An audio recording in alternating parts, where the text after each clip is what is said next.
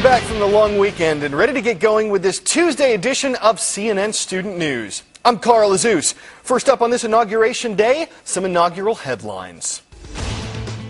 The official ceremony takes place today, but the inauguration festivities began over the weekend as hundreds of thousands of people braved the cold weather and gathered in the nation's capital for events leading up to today's swearing-in ceremony. On Sunday, the crowds came out for the We Are One concert, featuring artists like Bruce Springsteen, Usher, Sheryl Crow. The performance took place in the steps of the Lincoln Memorial, the same spot where Dr. Martin Luther King Jr. made his famous I Have a Dream speech in 1963. Yesterday, the country honored the life and work of the civil rights leader. Many people, including President-elect Barack Obama, did so by getting involved with some of the 12,000 service projects taking place across the nation. The president-elect spent part of his day helping out with renovations at a Washington area shelter for homeless teens. He urged Americans to help those in need by participating in the MLK Day of Service, and he spoke about the benefits of the event. This country is great because of its people, and when all of our people are engaged and involved in making their community better, then we can accomplish anything. And finally, today's inauguration marks the end of President George W. Bush's time in the Oval Office. He spent his last full day in the White House making calls to fellow world leaders, offering his farewells to presidents and prime ministers that he worked with during the past 8 years. President Bush was scheduled to take part in a reception for current and former members of his administration last night. He and First Lady Laura Bush are expected to leave Washington for Texas today after the inauguration is over. Well, if you won't be near a TV, it's no problem. You can watch the entire inauguration at CNN.com live. From the morning's parade to the evening's parties, check out all the inaugural festivities and watch as Barack Obama is sworn in as the 44th President of the United States. Plus, use our learning activity and one sheet to expand your inaugural experience. You'll find those free resources in the Spotlight section on CNNStudentNews.com.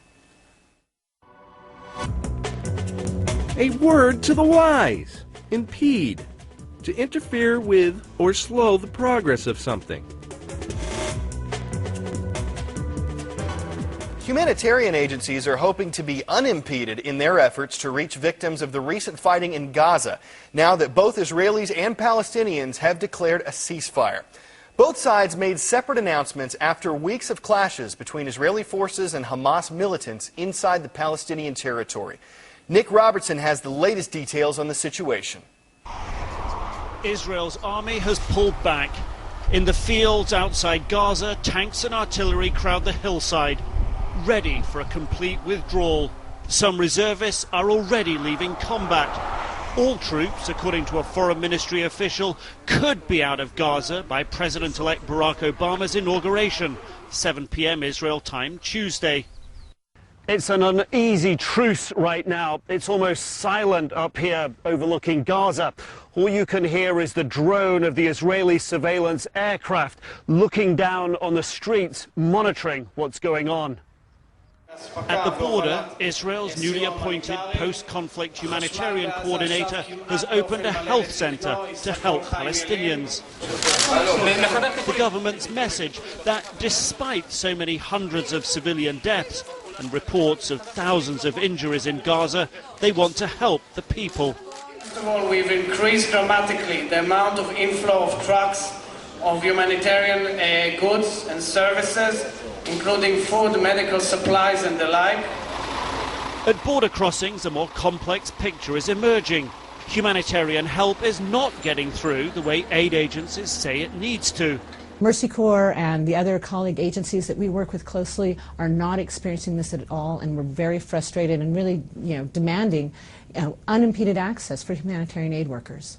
After 3 weeks of bombardment, aid officials estimate tens of thousands are displaced, most of the 1.5 million people in need of food assistance.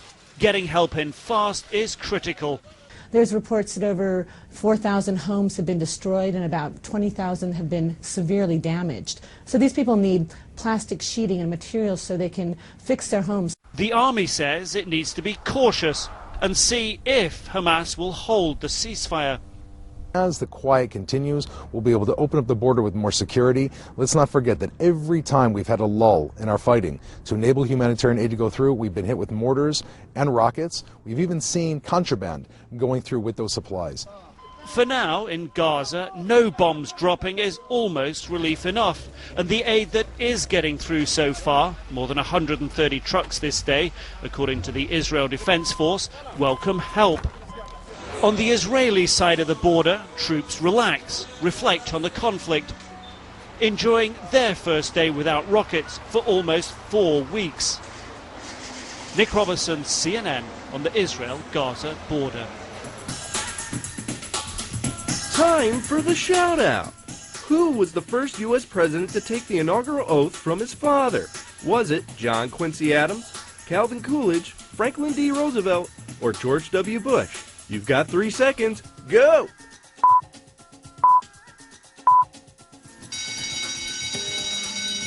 In 1923, Calvin Coolidge took the oath from his father, a justice of the peace. That's your answer, and that's your shout-out.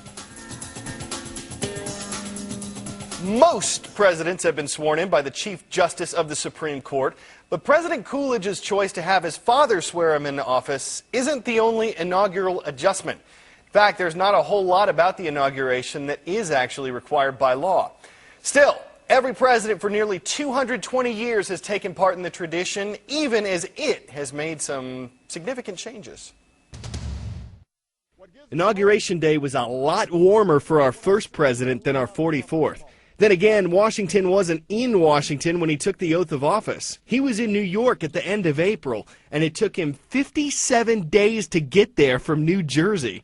Things moved slower back in the day. For many years, the inauguration was scheduled for March 4th, giving electors 4 months to travel to the Capitol after Election Day. The only thing we have to fear is fear itself. Shortly after Franklin D. Roosevelt took office in 1933, though, Congress ratified the 20th Amendment. That scheduled I-Day for January 20th, and it still goes. I, Ronald Reagan, do solemnly swear. You can thank the Constitution for that phrase. The 35-word oath of office is the only part of the inauguration required by law. The words at the end, "So help me God," were added by Mr. Washington himself because he was so moved by the honor of the presidency. Everyone since him has said it, even though it's not required. Ask not what your country can do for you. Ask what you can do for your country. As far as the inauguration speech goes, it is strictly tradition. Our first president gave the shortest at 135 words. Our ninth, William Henry Harrison, gave the longest at almost 8,500 words. But that didn't work out so well. It was bitterly cold when Harrison gave it, and he died a month later of pneumonia, likely brought on during Inauguration Day.